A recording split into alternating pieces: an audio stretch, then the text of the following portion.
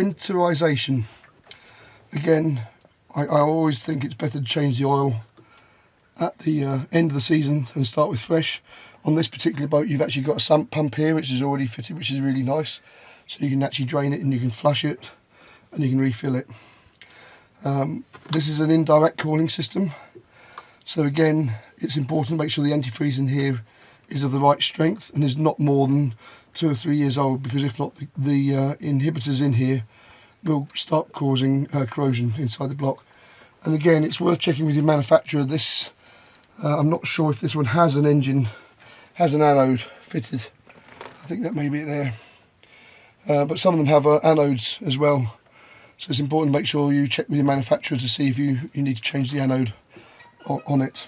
Okay, that's for galvanic protection.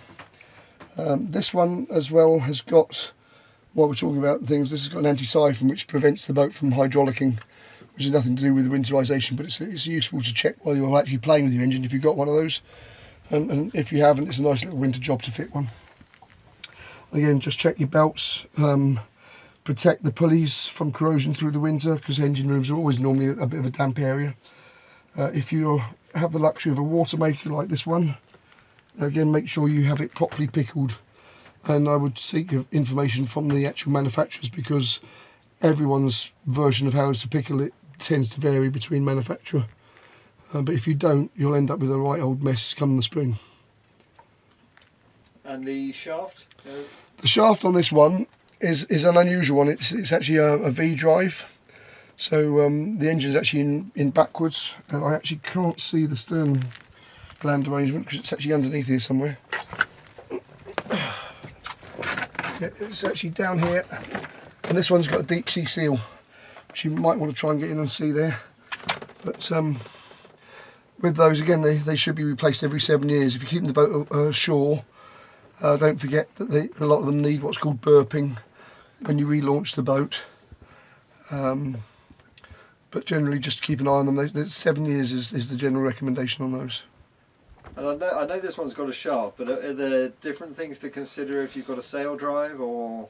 Yeah, certainly. You've got a lot of yachts that have sail drive units which go through the bottom of the boat.